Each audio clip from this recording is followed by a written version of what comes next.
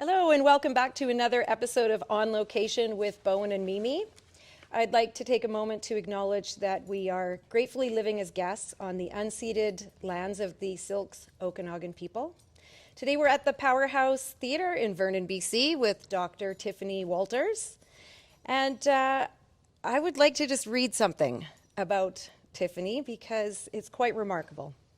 Dr. Tiffany Wolters grew up with a passion for theatre and sciences. Keeping that balance, Tiffany studied biology and chemistry at Trinity Western with electives in theatre. After graduating, she moved to the US and studied to become a veterinarian at Kansas State University. There was a desire to open her own vet clinic in Southern Ontario. And in 2020, she was given the North Cumberland Spirit Award for Best Vet. 3 years ago, after selling her veterinarian clinic in Ontario, Tiffany moved to Vernon, BC. Tiffany's been involved in theatre for most of her life and is now pursuing new adventures as the president of the Powerhouse Theatre in Vernon, BC. Thanks for coming. Thank you. Or, thank you well, for I guess having me. I came here, so thank you Yes. for having us here at the Powerhouse. Of course, of course. Appreciate it. Just looking forward to you sharing some of these stories.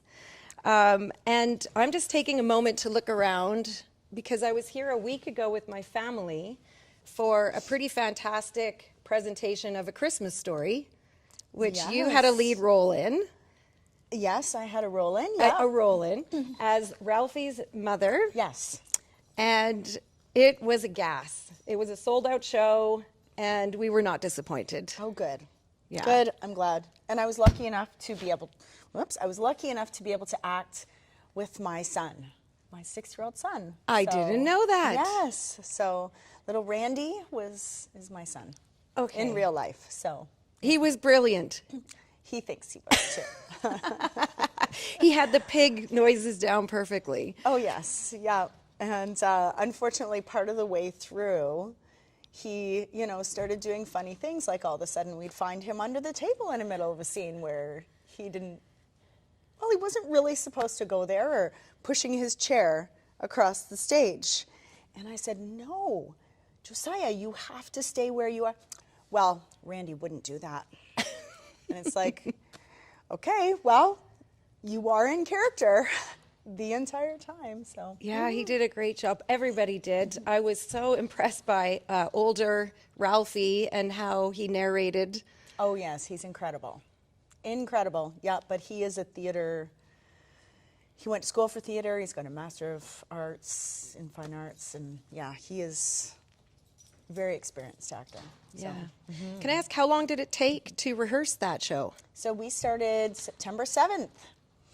Whoa. Yeah, and we opened November 21st, I believe. Yeah. So over 3 months, I guess, or around 3 months. And there were several kids besides your son who were in that show, of course. Yeah. What is that like working with young kids? Chaos. I bet. So there was 7 kids and 4 adults, and so it's nice when you have scenes that are broken up a little bit. So we would call them like French scenes, and then you can call different people on different nights, so you don't have to actually rehearse every night. So you might rehearse this scene and this scene and this scene because you're all in it together. So we a lot of times rehearsed all of the scenes that were family scenes together, and then the next night all the kids would come and they would rehearse all the kid scenes. So some of the cast I didn't see until the end of October. That makes sense to do it like that, though. Do the actors receive some kind of an honorarium, or No. it's all volunteer as well? It's all volunteer. So yes, this is a not-for-profit organization. Nobody receives any money for anything that they do. So at this point, yes. Wow. Yeah. Thanks for that explanation. Just thinking about you as a child also being involved in theater. So you've been on both sides of the coin, having just acted with these kids and then thinking back to when you were a kid. Yeah. Was that in Ontario? Yes. Okay. Yeah, so I'm from Ontario. I started acting, I guess, in grade 3. And then, you do your big school plays, And then I thought, man, I love this. So I started acting, excuse me, in the community theater, doing like Oliver, I think was my first production with them. And then, you know, went on to high school and did things there, and then kind of faded out until university, when I was like, man, what am I going to do? And you decided to leave Ontario and come to BC to study at Trinity Western. Yes. And Yeah. So part of it was following a boyfriend, I'm going to admit. And part of it was it's a Christian university, and that's what I wanted at that point. So, so just the same kind of moral and ethical kind of standards. Right? I felt comfortable with going there, and I liked their science program. So it was small classes, and I graduated with every skill I would ever need in a laboratory. So yeah, it was good. And then I could do, it's a more liberal arts program, so you don't do all your courses in science. You have to do, so you have to do English, you have to do history, you have to do physical education, you have to do a broad range, which I liked. And I think it gives you more of a well-balanced approach. And so when I was picking my electives, I'm like, you know what? I think I want to do theater. And so I just did all the acting electives that they had. And I realized, oh, I really love this. So, So then after university, I had to make a decision whether I was going to go into medicine or whether I was going to go into acting. And I had an agent at that time that wanted to promote me, and I had to make a decision, and I chose medicine because I can still do medicine and still act on the side, but you can't really act and do medicine on the side. right, that makes sense. Was that a really hard decision, though? Did that take some time? Did you reach out to people in your inner circle to help you with that decision, or? It was, no, I figured because I had been involved in community theater and I'd gotten so much out of it and it was so fulfilling, I knew that could always be there for me as long as I found a great community and a theater with a great community. Right. So.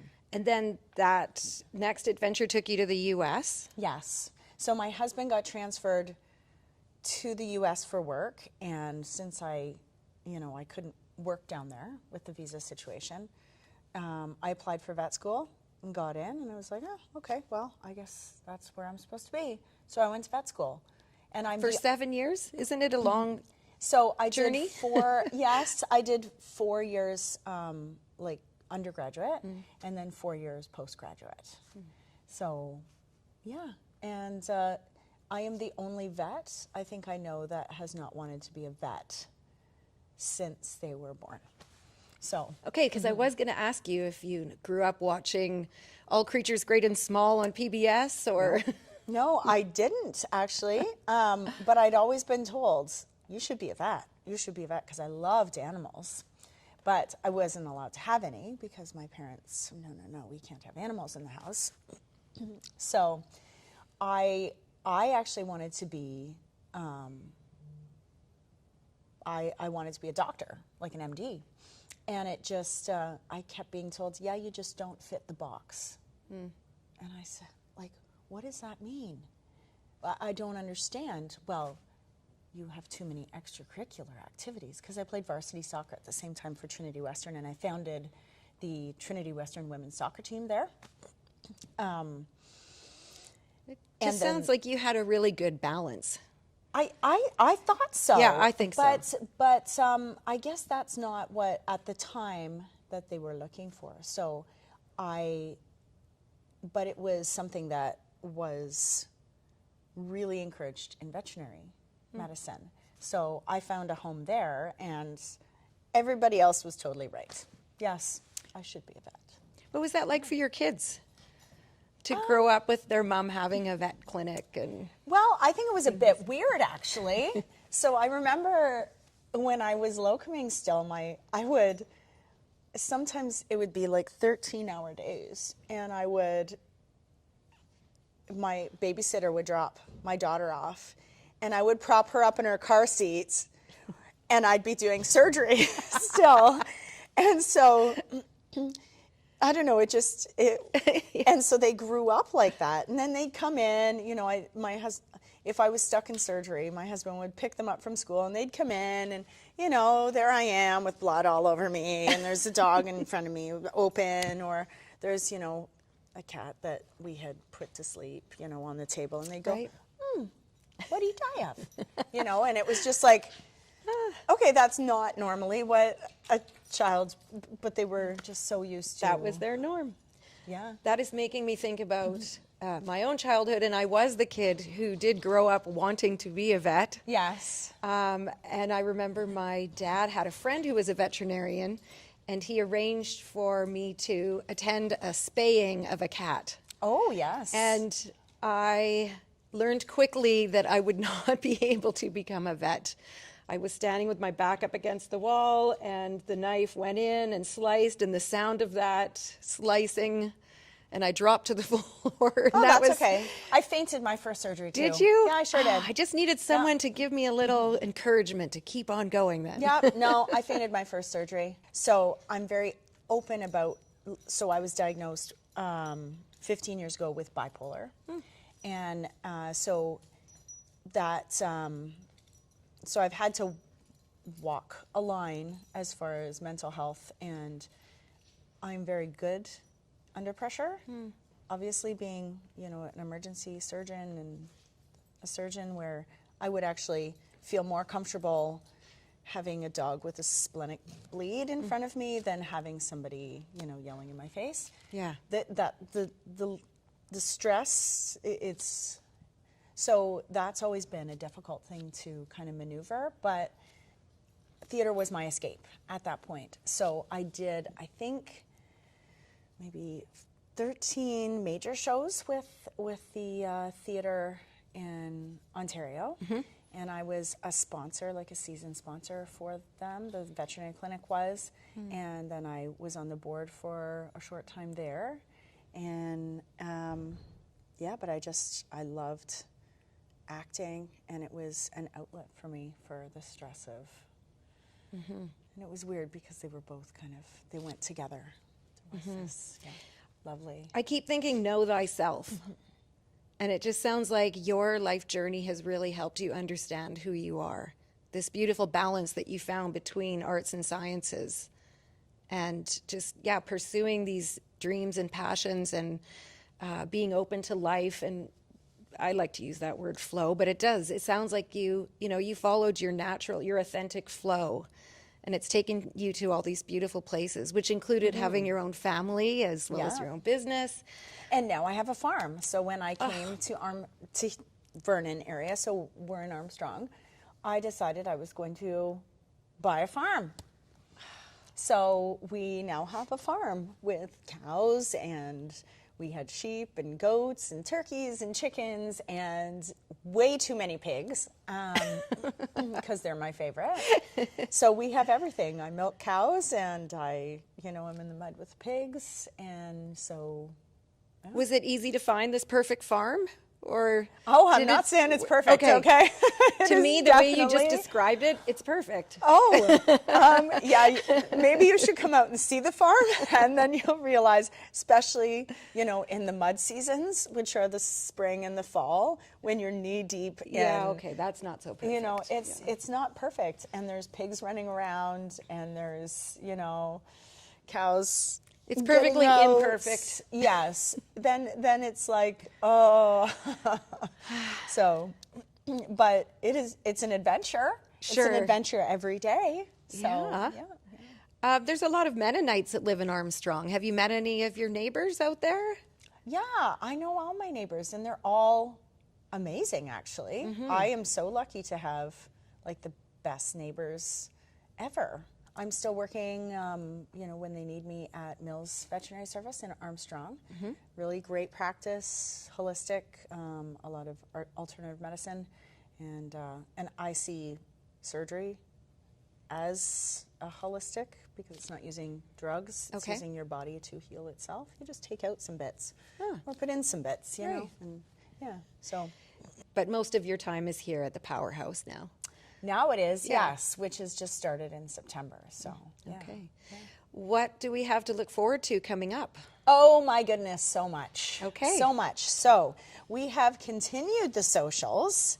So we're Can trying you tell to. us a bit about what are the socials? Yes, I would love to. So I'm trying to increase our membership so that there's actually a community, a strong core community that is theater based. So those socials, so these members, so in your membership, which is $25, $30, I can't even remember, there is a social every month.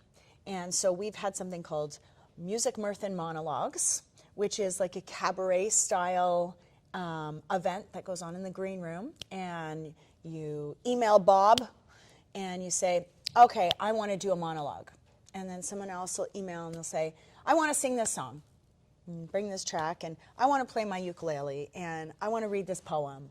And so we'll have just a night, and we make it super supportive. I mean, the set designer got up and did a monologue the first time, and we're like, what, Eugene? Like, that's crazy.